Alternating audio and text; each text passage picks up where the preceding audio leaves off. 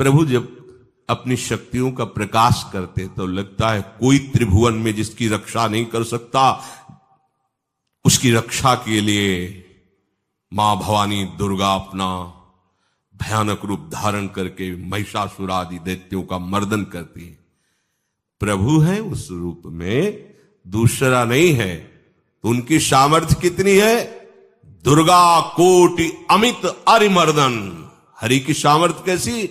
अमित दुर्गाओं जैसी। 1 करोड़ अरब नहीं, अमित दुर्गाओं जैसी दुष्टों का मर्दन करने की सामर्थ्य। अमित था नहीं कि कितनी सामर्थ्य है। एक दुर्गा रूप में जब हरि प्रकाशित होते हैं तो त्रिभुवन में कोई सामने खड़ा होने वाला नहीं होता। मां भवानी जिस समय अपने स्वरूप में आती, किसी की ताकत नहीं है। ये शुंभ निशुंभ इतने बलवान दैत्य थे, त्रिभुवन में कोई इनका बाल बांका भी नहीं कर सकता था। स्मरण किया समस्त देवताओं ने तो भगवान से ही शक्ति का प्रादुर्भाव हुआ।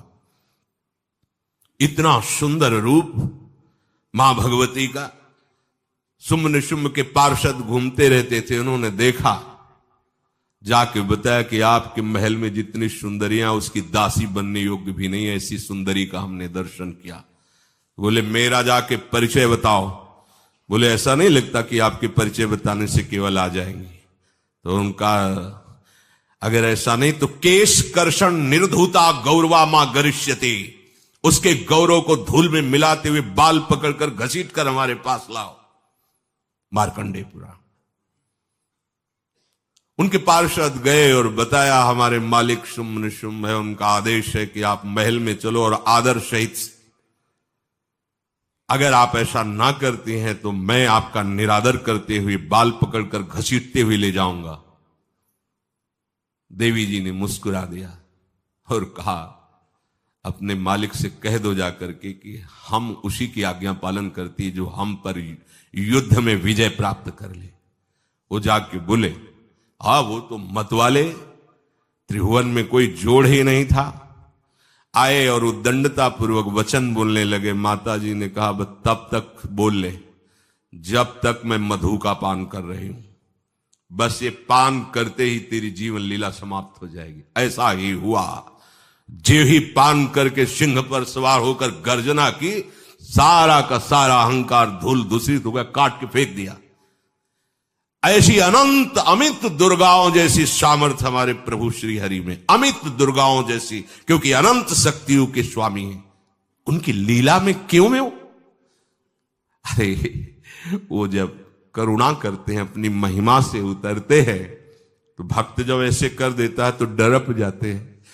माधवदास बाबा ने कहा नहीं चलना तुम्हें ब्रज में, हम तुम्हारी कहां तक सेवा देखेंगे, तुम्हें बाल भोग राजभोग। बाबा जी हैं, कभी मिला कभी यहीं रहो। वो बाबा आपके बिना नहीं रह सकते।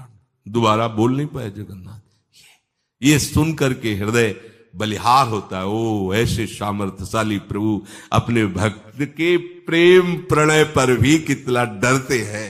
ये भक्त नाच पड़ता है। ये कुतर्क की, संशय की वृत्ति यहां प्रवेश नहीं करती। दुर्गा कोटि अमित अरिमर्दन। अमित गिनती नहीं, ऐसी अनंत दुर्गाओं जैसी शक्ति हमारे प्रभु में विराजमान है। शक्र कोटि सत सरिष विलासा। आहा, अरबों इंद्र जैसा विलास प्रभु में। अरबों, एक इंद्र त्रिभुवनपति है, अरबों इंद्र के समान प्रभु का ऐश्वर्य है। और नवशत कोटि अमित अवकाशा, जिस एक आकाश के लिए गरुड़ जी से कह रहे हैं कि मच्छर से लेके आप तक उड़ते हो पार पाए, बोले ऐसे अरबों आकाश के समान अवकाश है प्रभु में। मरुत कोटि सत विपुल बल, रवि सत कोटि प्रकाश,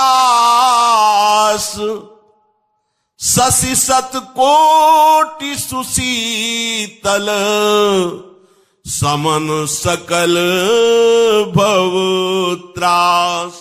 आहा, अरबों पवन के समान महान बल है। अगर त्रिभुवन में कोई बल है तो पवन में बल है, वायु बल। बड़े बलवान देवता, बल में इनके समान कोई नहीं। इन्हीं के अंश से प्रकट होते पवन पुत्र हनुमान।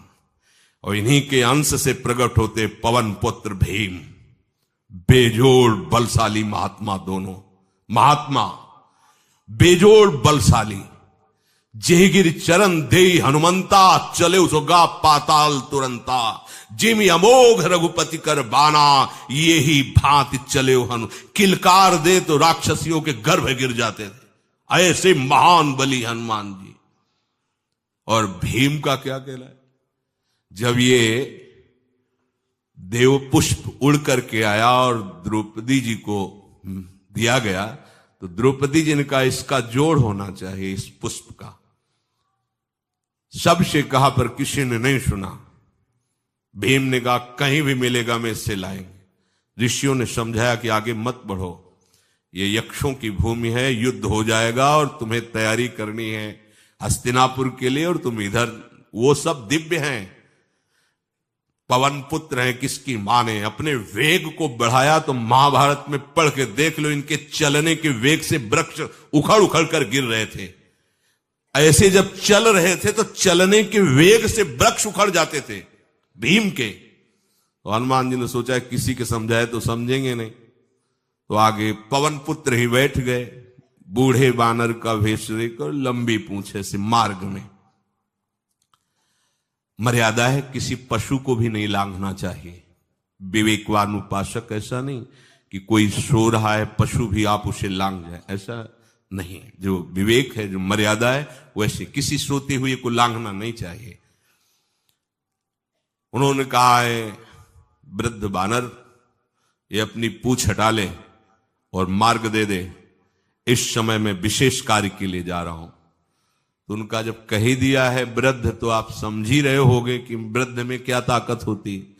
अब मेरी ताकत पूंछ हटाने की नहीं रह गई है, आपने तो वृद्ध ही कह दिया है, तो आप समझ रहे हो ना, आप पूंछ हटा लीजिए। कहा हमारी आज्ञा की अवहेलना करे, ऐसे उठी नहीं, दोनों हाथ लगाया, नहीं उठी, पूरी ताकत लगा दी। पवन पुत्र भीम की पूरी ताकत लग गई, पूंछ जरा से भी नहीं ली। हाथ जोड़ के खड़े बोले हम समझ गए हमारे बड़े भ्राता आप हनुमान जी हैं, क्योंकि ऐसा कोई बानर सृष्टि में पैदा नहीं हुआ कि मैं उसकी पूंछ ला हिला सकूं। मैं समझ गया। तो मुस्कुराए और बैठ के बोले हमारी आज्ञा मानो, इस मार्ग में मत जाओ, ये देव मार्ग है। ऐसे ऐसे सिद्ध है कि आपका अपराध बन जाएगा, आप शाप से युक्त हो जाएंगे, इसलिए मैं आपको मना। बोले प्रभु जब आप कृपा करके आए हो तो हमें वो रूप दिखा दो जो लंका में आपने रूप दिखाया। बोले मत उस बात की चर्चा करो, रहने दो। बोले प्रभु एक बार देखना चाहता हूं कि मेरा बड़ा भाई कितना बलवान है। हनुमान जी ने कहा फिर देख लो। कनक भूधरा कार शरीरा